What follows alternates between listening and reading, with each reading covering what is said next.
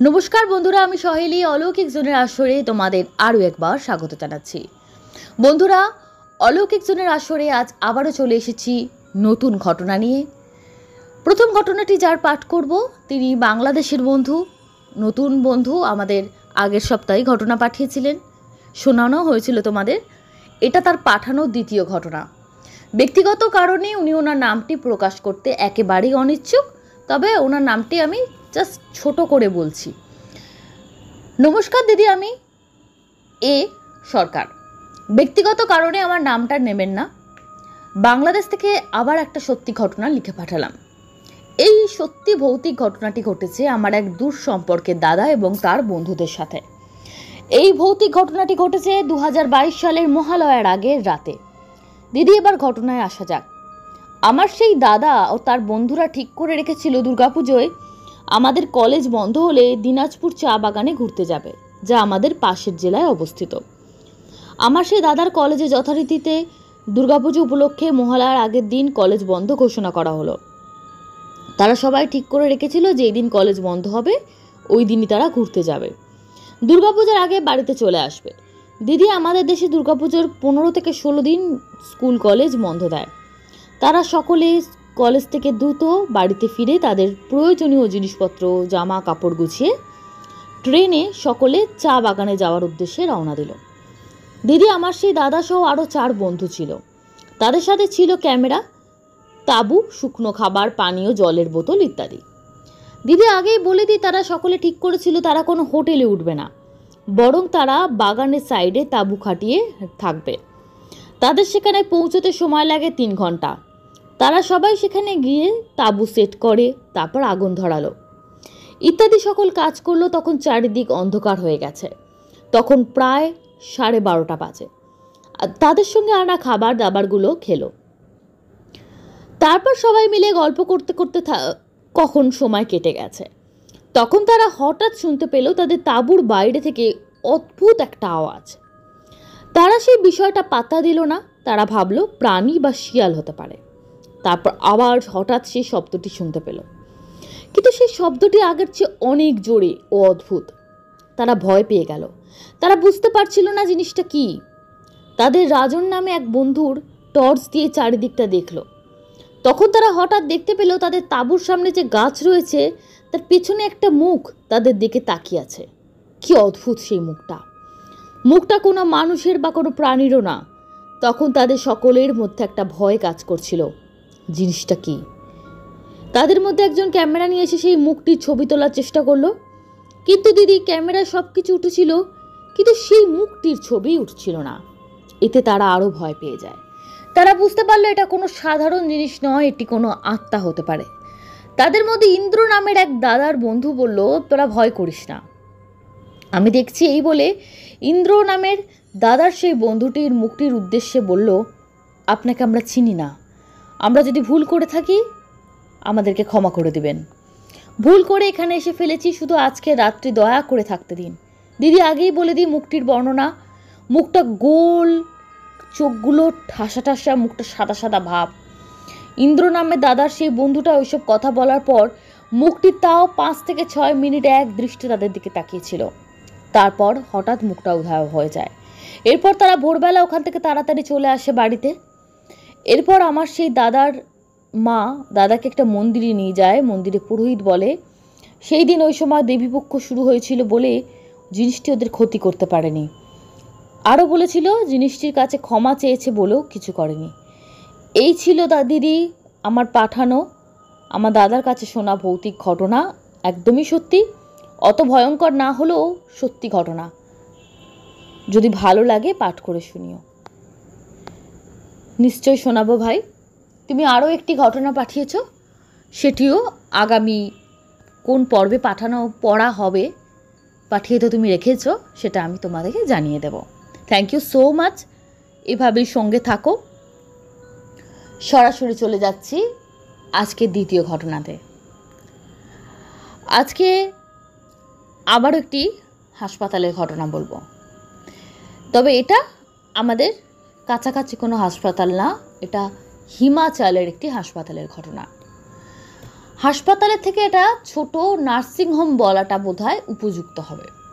হাসপাতাল বলতে যে চোখের সামনে একটা বড় সড়ো বিল্ডিং, বিশাল ব্যবস্থার কথা চোখে পড়ে, এটা তেমন না। এটা নার্সিংহোম বলা ভালো। আর তার থেকেও আরও ভালো বোঝার জন্য বলা উচিত এটা একটা মেটারনিটি নার্সিংহোম। অন্তঃসত্ত্বা মায়েদের চিকিৎসা, তাদের সন্তান জন্মে মানে ডেলিভারি হওয়া, এই সমস্ত বিষয়গুলো ওখানে দেখা হয়। আদার্স কোনো ট্রিটমেন্ট হয় না। বলছিলেন তবুও মহিলাদের আরও বিভিন্ন যে অপারেশনগুলো থাকে, সিস্ট বা এই জাতীয়, সেগুলোর কিছু কিছু ট্রিটমেন্ট হয়। মেনলি ওটা মেটারনিটি নার্সিংহোম। সবথেকে বড় যে ঘটনাটি, যিনি ঘটনাটি পাঠিয়েছেন তিনি বর্তমানে হিমাচলে তার স্বামী একটি সরকারি পদে কর্মরত। তার স্বামীর সঙ্গে তিনিও সেখানে গিয়ে আছেন। তারও সন্তান ওই নার্সিংহোমে জন্মেছিল। বর্তমানে নার্সিংহোমটি বন্ধ হয়ে গেছে, কিন্তু যখন ওনার সন্তান জন্মায় নার্সিংহোমটি কিন্তু ওপেন ছিল।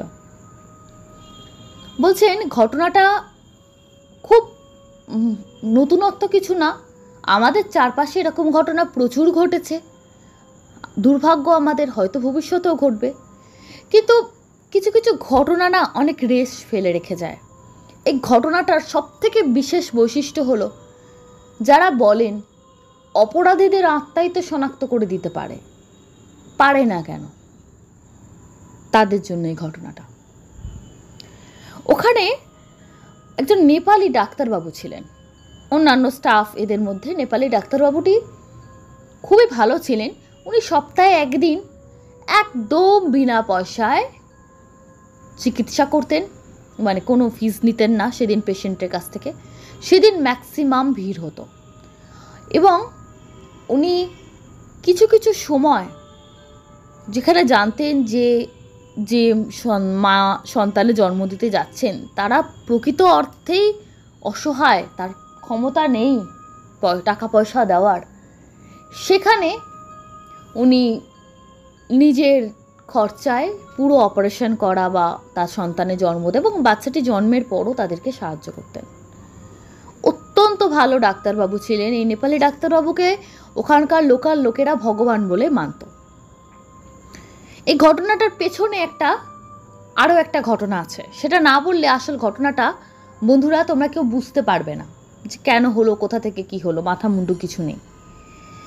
ভদ্রমহিলা যিনি ঘটনা লিখছেন ওনার নাম বেলা। বললেন বেলা ওনার ডাক নাম, ভালো নামটা উনি বলেননি।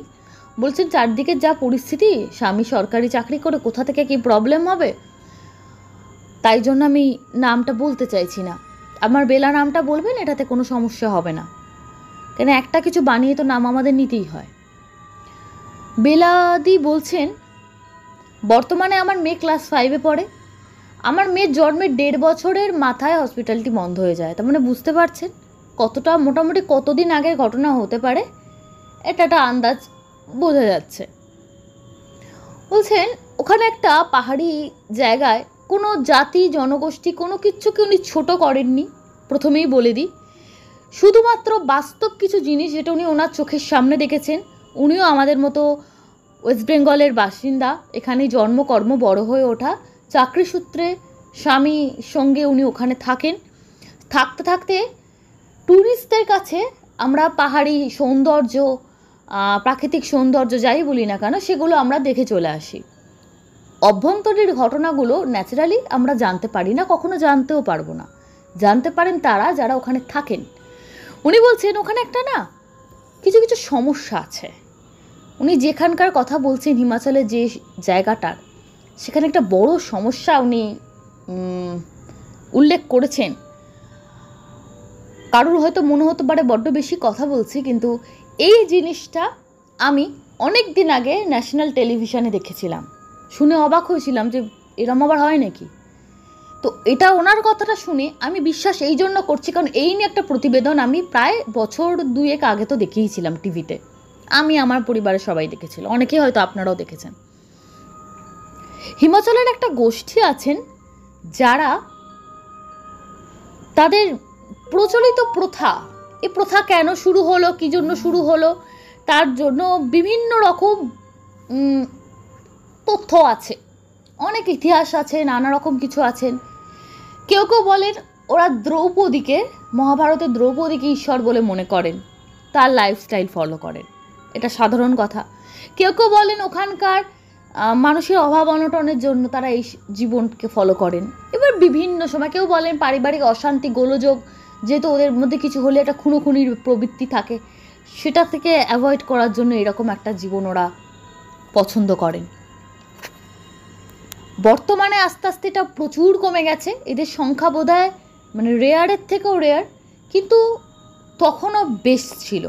কি জিনিস? পলিগামি। না, একজন লোকের অনেকগুলো বউ না, উল্টো একজন মহিলার অনেকজন স্বামী।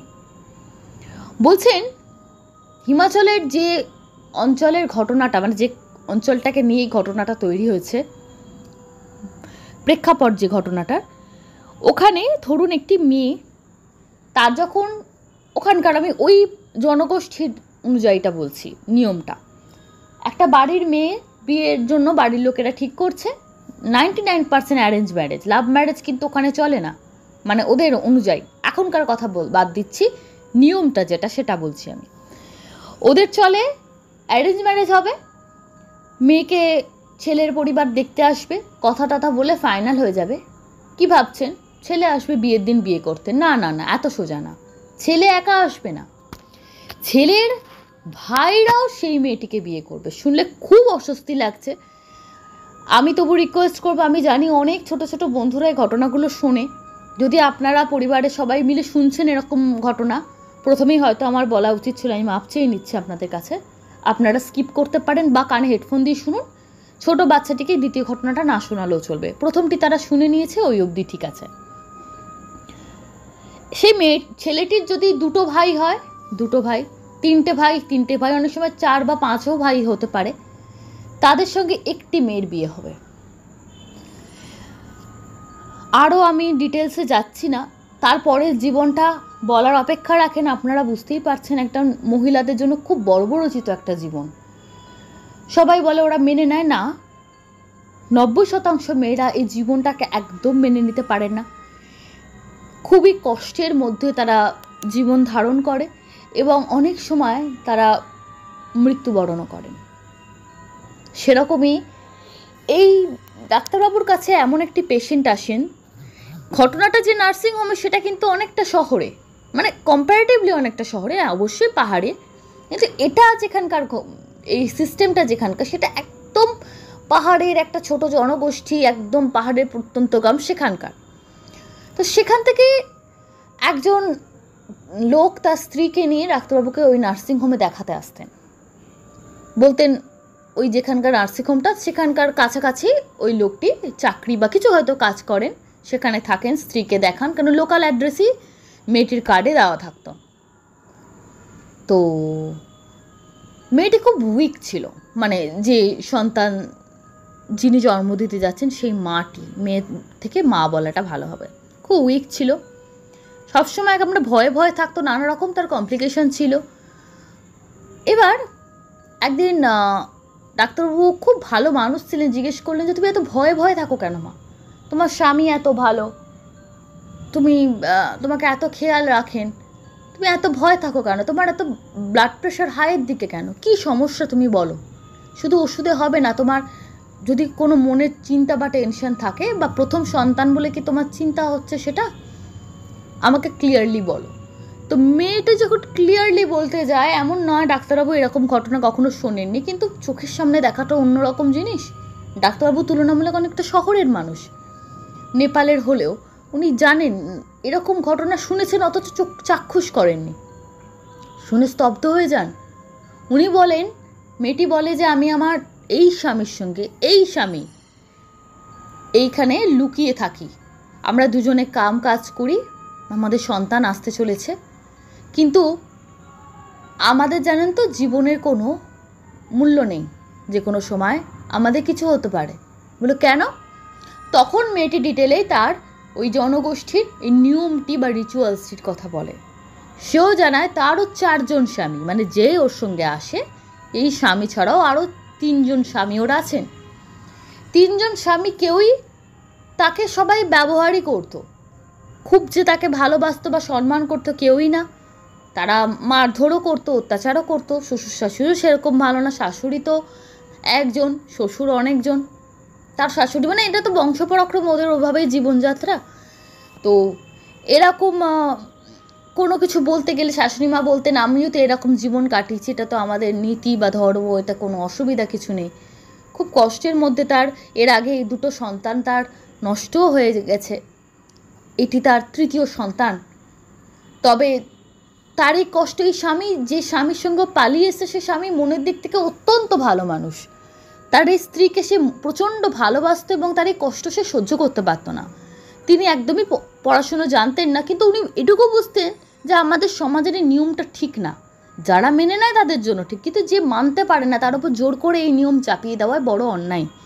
তিনি তার স্ত্রীকে মুক্তি দিতে চেয়েছিলেন এরকম একটা ঘৃণ্য জীবন থেকে, যেটা তার স্ত্রী একদমই ডিজার্ভ করে না। উনি স্ত্রীকে নিয়ে পালিয়ে আসেন।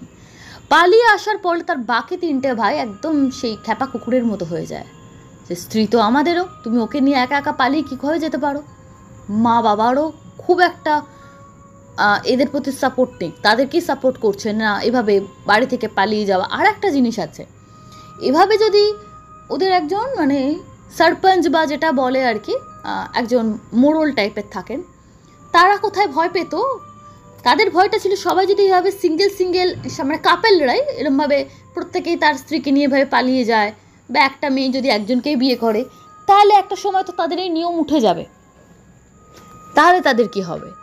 অ্যাকচুয়ালি পারিবারিক সম্পত্তি ভাগাভাগি, ওরা মনে করে বাড়িতে বেশি মহিলা থাকলে মহিলাদের মধ্যে গণ্ডগোল বেশি হয়, ওটা ওদের ধারণা। তার জন্যই তারা সব প্রতিটা পুরুষের একজন স্ত্রী এই চিন্তায় তারা বিশ্বাসী, যদিও এটা একদমই সঠিক চিন্তা না। কিন্তু এতেই ওরা ভাবতো এটাই ওদের জীবনে, এই জন্য ওরা খুব সুখ শান্তিতে থাকে, তাতে পরিবারে মহিলার সংখ্যা কম থাকে, তাতে সংসারে নাকি ওদের অনুযায়ী খুব শান্তি বজায় থাকে। এইরকম একটা সময় তারাও ভয় পাচ্ছিল, যেভাবে সবাই পালিয়ে গেলে তো আস্তে আস্তে এরা সবাই ফ্রি হয়ে যাবে, একটা সময় পর আর তো আমাদের আর কেউ মানবে না। তাদের দিক থেকেও বলেছিল না, এরা একটা প্রতিবিধান করো, এদের হাতে পেলে একদম ছেড়ো না। এবং এমনভাবে একটা ওখানকার যারা ওই জনগোষ্ঠীর যারা পুরোহিত বা মোড়ল যারা একটা প্ল্যান করে, চক্রান্ত করে, এভাবে বাকি লোকেদের দেখাও, যারা ছোট ছোট ছেলেমেয়েরা বড় হচ্ছে, তাদের ভবিষ্যতে বিয়ে হবে, যে এরকম করার জন্য ঈশ্বর তাদের ওপর রুষ্ট হয়ে তাদের শাস্তি দিয়েছে। মানে আমরা কিছু করছি না, ঈশ্বর তাদের ওপর রুষ্ট হয়েছে, তারা আমাদের এই নিয়ম থেকে বেরিয়ে গেছে বলে। তারপর যেটা হয়, ডাক্তারবাবু ওদের পাশে দাঁড়ান, সমস্ত কিছু শুনে তার স্বামীকে বলেন তুমি খুব মহৎ মানুষ, মহৎ কাজ করেছো, ওখানে ফিরে যাওয়ার তো কোনো দরকার নেই, এখানে ভালোভাবে থাকো। আর এখানে প্রচুর লোক, একেতে এটা শহর, তার উপর সারা বছর গোটা পৃথিবী থেকে ট্যুরিস্ট আসে, এখানে কেউ তোমাদেরকে খুঁজেও পাবে না, কিচ্ছু হবে না, তোমরা নিশ্চিন্তে জীবন কাটাতে পারবে। বোধহয় উনি ঠিক ছিলেন না, কারণ এই ধরনের সমাজবিরোধীদের হাত অনেকটা লম্বা হয়। তারা যেমন তেমন করে একটা সময়, মেয়েটি যখন 9 মাসের গর্ভবতী, বাড়িতে এসে চড়াও হয়ে যখন দেখে সন্তান সম্ভবা, তখন মেয়েটির সন্তানের প্রত্যেকেই ডিম্যান্ড করে যে না আমার সন্তান, ও বলে আমার সন্তান। তো মেয়েটি খুব অপমানিত বোধ করে, কারণ এখানে তো শহর, সবাই পাশাপাশি সবাই দেখছে, মেয়েটিকে খারাপ ভাবছে, কিন্তু ওদের রিচুয়ালস তো সবাই বুঝবে না। মেয়েটি লজ্জায় সন্তান সম্ভবা অবস্থায় ওই শেষ মুহূর্তে যে এতদিন তার সন্তানের জন্য সে অপেক্ষা করছিল, মেয়েটি আত্মঘাতী হয়। তার সেই স্বামী যে খুব ভালোবাসত তার স্ত্রীকে, তার দুঃখে সেও আত্মহত্যা করে। দুটো জীবন এভাবে শেষ হয়ে যায় এবং গ্রামে গিয়ে তারা প্রচার করে যে দেখো আমাদের নিয়ম মানেনি, ঈশ্বর তাদের শাস্তি দিয়েছেন। ডাক্তারবাবুকে এই দুটো মৃত্যু প্রচণ্ড নাড়া দিয়ে যায়। খুব সংবেদনশীল মানুষ ছিলেন, এত পেশেন্টকে দেখেন, এত মানুষের উপকার করেন, এই বিষয়টি উনি একদম মানতে পারছিলেন না। এই সামাজিক কুপ্রথার বলি, যদি কেউ মেনে নিয়ে জীবনে চলে সেখানে কিছু বলার নেই, কিন্তু যে মানছে না তার ঘাড়ে জোর করে একটা নিয়ম চাপিয়ে দেওয়া, তারপর তাদেরকে মৃত্যুর মুখে ঠেলে দেওয়া, এ কোথাকার ন্যায় বিচার আজকের ভারতবর্ষে এমন কেন হবে?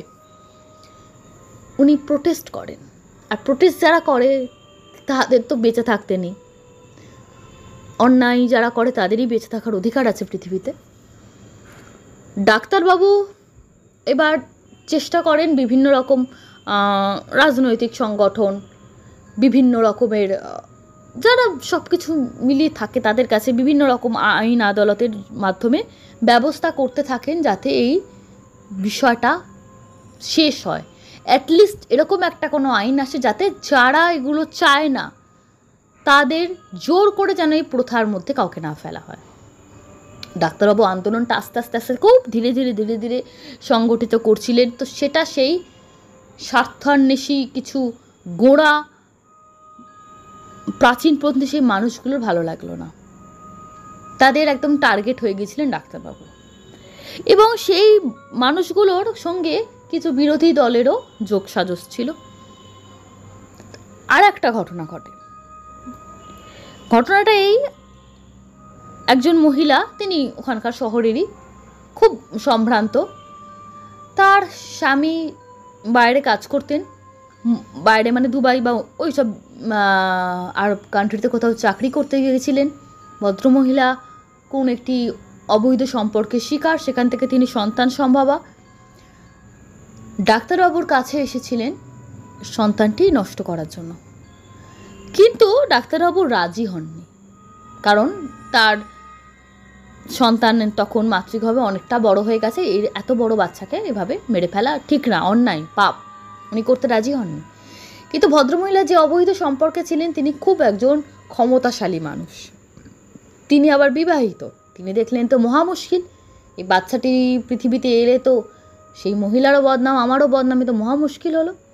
ডাক্তারবাবুকে প্রেশার দিতে থাকেন, সে শোনে না। এবার বলতে পারে আরও তো ডাক্তার আছে ওখানে, কেন? কিন্তু ডাক্তারবাবু যেহেতু জেনে গেছেন ওদের একটা খুব মানে মুশকিলে হয়ে গেছে, এখান থেকে চলে গিয়ে অন্য জায়গাও যদি ওরা ব্যবস্থা করে, এই ডাক্তার তো জেনে গেল, এ তো মুশকিল হয়ে গেল।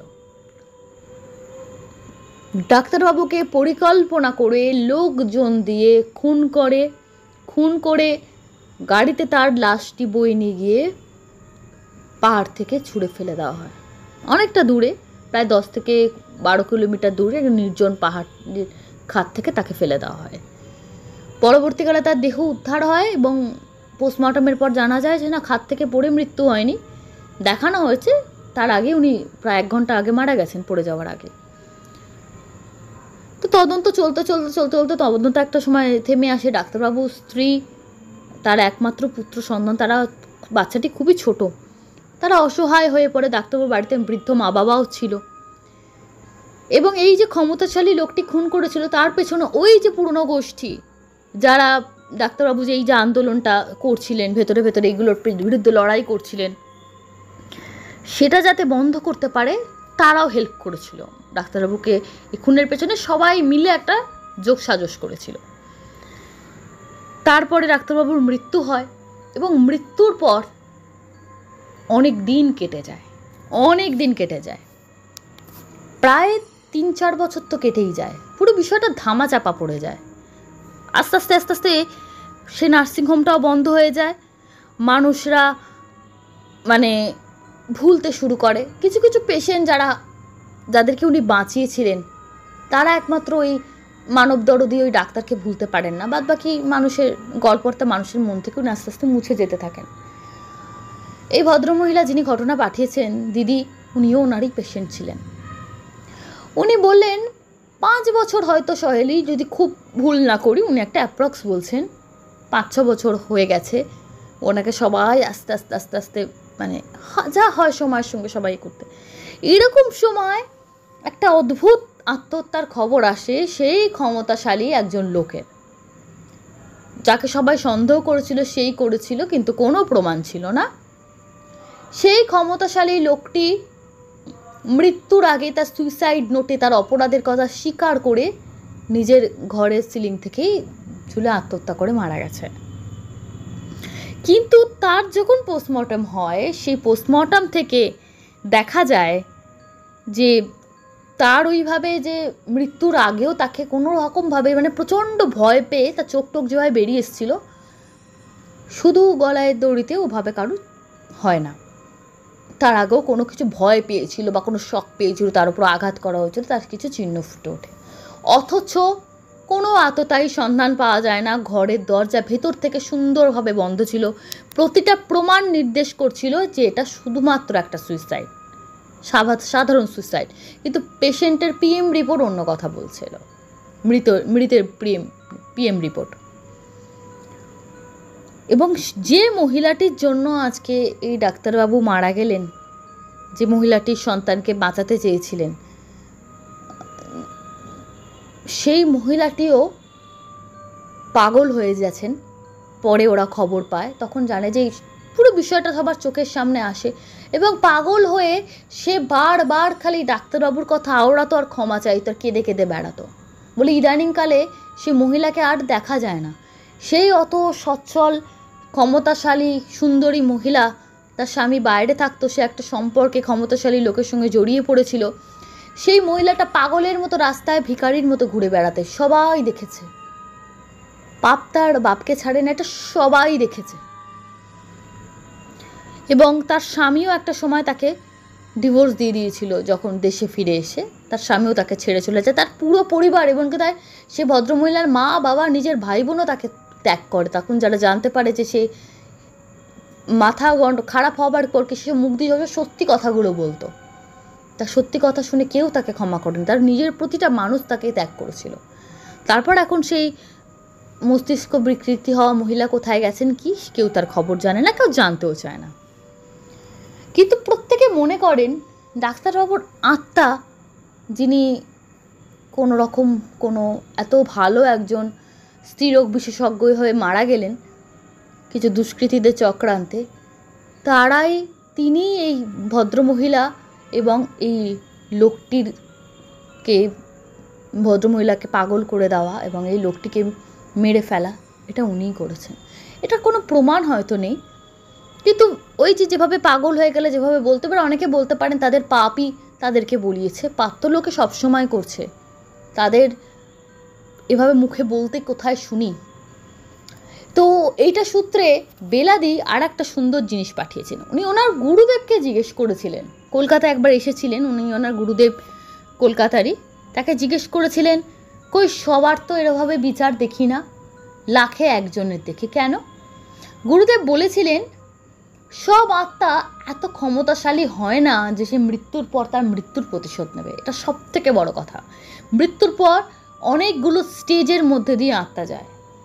অনেকে যাদের জীবনের প্রতি মোহ মায়া চলে যায় তারা মুক্তি লাভ করে, অনেকের পুনর্জন্ম খুব তাড়াতাড়ি হয়ে যায়, অনেকে চাইলেও কিছু করতে পারে না, আর 1% থাকে তারাই প্রতিশোধ নেয়, যেভাবেই হোক তারা নেয়। কিন্তু তাদের সংখ্যা কম, কারণ এইরকম পাওয়ারফুল সোলও হতে হবে যে তার মৃত্যুর পর প্রতিশোধ নিতে পারবে। সব সোল একরকম না। সোল কি, ধরুন আমরা যে কথা বলছি এটা তো আমাদের আত্মা। আত্মা শরীর থেকে বেরিয়ে গেলে আমাদের এই দেহের আর তো কোনো কিছুই থাকবে না, আস্তে আস্তে পজ ধরতে থাকে। তো এটা হলো মানে উনি ওনার সাত্ত্বিক মতে এটাই বলেছিলেন, যে কারণ অ্যাকচুয়াল এটাই। বন্ধুরা, জানি এই ঘটনা তোমাদের খুব মন খারাপ করে দিয়েছে, কিন্তু আমার লাস্ট অবধি ডাক্তারবাবু ওরকম একজন ভালো ডাক্তার, যিনি এরকম একটা আন্দোলন করছিলেন এই হিমাচলের একদম পাহাড়ি গোষ্ঠীদের এই লড়াই নিয়ে, সেখানে একটা সামান্য ভদ্রমহিলা তার সন্তানকে শেষ করতে এসে তার জীবনটাই চলে গেল। হয়তো ডাক্তারবাবু তার যে কাজে লক্ষ্যে এগিয়েছিলেন সে হয়তো লক্ষ্যে সফল হতেও পারতেন, কিন্তু হতে পারলেন না একজন খারাপ মহিলার জন্য। সেটা খুবই খারাপ লাগছে। কিন্তু বর্তমানে উনি বলছেন, বেলাদি যেটুকু খবর আসে, ওই গোষ্ঠীর মধ্যেও যেহেতু এখন পড়াশুনোর হার অনেক বেড়েছে, আস্তে আস্তে আস্তে আস্তে আস্তে প্রচুর এই জিনিসগুলো কমতে শুরু করেছে।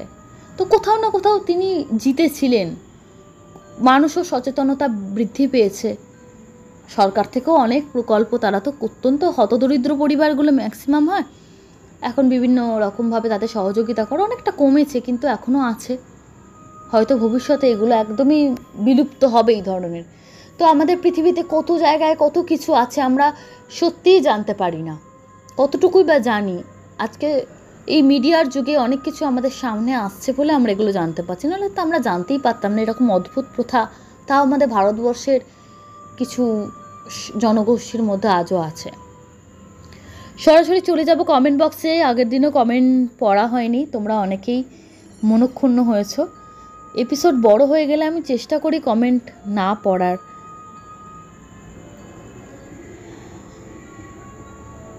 কমেন্ট করেছেন কামাল স্পোর্টস বিডি, ভালো লেগেছে। Kamal uncle, Dhaka, thank you uncle. Soumendu Roy Chowdhury, Tarun Kanti Debnath, ওনার লেখাটা ঠিক আমি বুঝতে পারছি না, সরি, কি লিখতে চেয়েছেন উনি। नीता बोस, उनी हिंदीते लिखेছেন, কি লিখেছেন দেখিনি। नमस्कार मैडम, आपकी सच्ची घटना मुझे बहुत ही अच्छी लगी, दिल को छू गई। आपकी आवाज़ बहुत ही मीठी है। मैं छत्तीसगढ़ बस्तर जिले जगदलपुर शहर से हूँ। आज आपको पहली बार सुनी। घटना सुनाने के लिए आपका बहुत बहुत धन्यवाद madam ji. Thank you so much ma'am. আপনি বোধহয় বাঙালি, তাই জন্য বাংলার অনুষ্ঠান শুনছেন, কিন্তু ওই বাইরে থাকার জন্য বোধহয় বাংলা লিখতে বা অসুবিধা আছে, ওই জন্য হিন্দিতে লিখেছেন। কোনো অসুবিধা নেই, থ্যাংক ইউ সো মাচ। আপনি শুনেছেন, কমেন্ট করেছে, তার জন্য অসংখ্য ধন্যবাদ। পূর্ণিমা কুণ্ডু, খুব ভালো লাগলো তোমার ঘটনা বলার জন্য আরও ভালো লাগে, থ্যাংক ইউ সো মাচ। আমি আসানসোল থেকে বলছি, এভাবেই সঙ্গে থাকবেন আপনি। তনু বিশ্বাস, খুব সুন্দর ঘটনাটা। ভগবান শ্রীকৃষ্ণের ঘটনা একজন কমেন্ট করেছেন, নাম নেই, ইউজার YC7XJ লিখছেন, খুব সুন্দর, মন ছুঁয়ে গেল। জ্যোতিকা এডুকেশন লিখেছেন, দারুণ ভালো লাগছে। সৌমেন্দু রায়চৌধুরী, রত্না দিলেন মাখন, আচ্ছা, উনি একটা কবিতা করেছেন শ্রীকৃষ্ণকে নিয়ে। কমেন্ট করেছেন রিঙ্কু চৌধুরী, ঘটনাটা শুনে মনটা খুব খারাপ হয়ে গেল। এটা আয়ামাসির ঘটনায় উনি কমেন্ট করেছেন। অডিও 8487, খুব অসুবিধা থাকায় আমার অমৃত বাণী শোনা হয়নি, আজ শুনলাম, গল্পটা খুবই ভালো লাগলো। দ্বিতীয়টা আপনাদের ভালো লাগলে আমারও ভালো লাগবে। জয় মাখনলাল, জয় গোপাল। এটা কিন্তু রত্না কাকিমা, মানে রত্না চক্রবর্তী কমেন্টটা করেছেন। সুব্রতা ভাদুরী, আচ্ছা, বৃন্দা বোস, কি সাংঘাতিক, কেন যে এসব জায়গায় মানুষ যায়, একদম তাই, না জেনে কোনো জিনিসে কিছু করা উচিত না, অনেক ক্ষতি হয়ে যায়। পঙ্কজ মজুমদার, ক্ষমা করবেন, পঙ্কজ কুমার দাস, খুব প্যাথেটিক একজনের জন্য পুরো পরিবার শেষ হয়ে গেল, একদম তাই। সৌরভ ঘোষ, অলৌকিক জনের এই গল্পটা শুনে কে ইউটিউবে সার্চ করে হসপিটালটা ভিডিও দেখলে হাত তোলো। আচ্ছা, আমি প্রথমে হাত তুলি, আমি দেখেছিলাম। দীপা ব্যানার্জি, খুবই ভয়াবহ ঘটনা। রুমা, শৈলীদি, এটাই হয়তো নিয়তি, মেয়েটি কিছু না করেও অন্যের কৃতকর্মের ফল ভুগলো। কিন্তু কি বলতো, যাদের প্রিয় মানুষ তারা তো এগুলো মানতে পারে না। আমাদের প্রিয় মানুষ হলেও আমরা মানতে পারতাম না, সত্যি কিছু বলার নেই।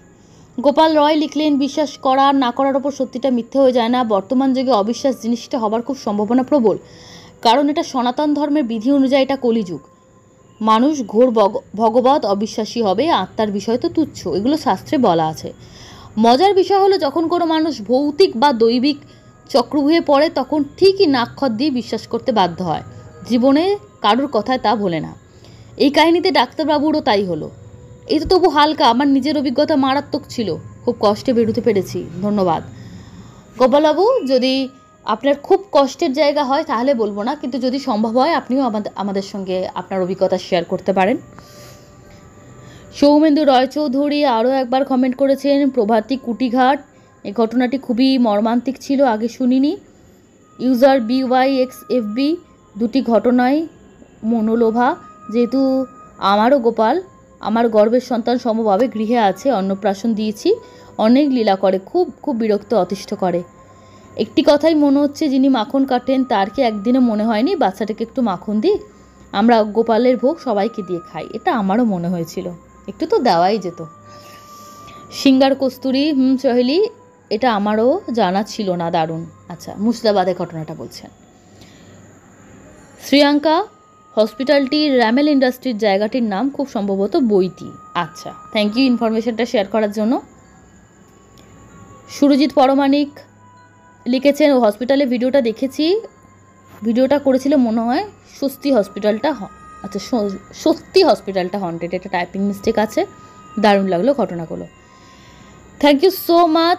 আরও একটা কমেন্ট পড়ে নিই, শ্বেতা চ্যাটার্জি। শৈলীদি, আমি শ্বেতা, তোমার গল্পের শ্রোতা, ক্লাস 8-এ পড়ি। অন্যদিকে যাতে মন না যায়, একটা শিকড় আমি আর আমার বাপি, এক বন্ধু আমার হাতে পড়িয়ে দিয়েছিল। তুমি বিশ্বাস করবে না, তারপর থেকে আমার ব্যবহার এতটাই বদলে যায়, বিনা কারণে রেগে যেতাম, জিনিস ভাঙচুর করতাম। মা বুঝতে পেরে ওটা হাত থেকে ফেলে দিয়েছিল, পরে ঠিক হয়ে যায়। কোনো জিনিস কিভাবে প্রভাব করবে কেউ বুঝতে পারে না। হ্যাঁ, শিকড় তো আমি শুনেছি কিছু কিছু শিকড় এমন আছে রত্নের সাবস্টিটিউট হিসাবেও ইউজ করা হয়, তো সেগুলো না জেনে কোনো কিছুই ব্যবহার করা উচিত না। পারমিতা চৌধুরী লিখছে, শৈলী, me an old subscriber from your channel. Nowadays your voice mumbles a lot. You repeat half lines twice few times and your last minute makeup shows. That means homework not done properly. I love your program, so telling you this for upgradation. Hope you will take care. All the best, Shoili. Thank you so much. অবশ্যই আপনি বলতে পারেন, নিশ্চয়ই বলতে পারেন, কেন বলবেন না? আপনারা এতদিন ধরে শুনছেন, আমার কিছু কিছু ভুল তো আমার নিজেরও চোখে লাগে। সব থেকে আমার সমস্যা যেটা হচ্ছে টাইমলি আপলোড দিতে না পারা। আমি কর্মস্থল আর ব্যক্তিগত জীবনের সঙ্গে এখানে ব্যালেন্স করতে গিয়ে একটু খেই হারিয়েই ফেলি, তবে সেটা কোনো বলার মতন বিষয় না। আমি অবশ্যই চেষ্টা করব আগামী দিনে যাতে এই ভুলগুলো আর না হয়। Thank you so much. আপনারা এইভাবেই সঙ্গে থাকবেন। ধন্যবাদ। শুভরাত্রি।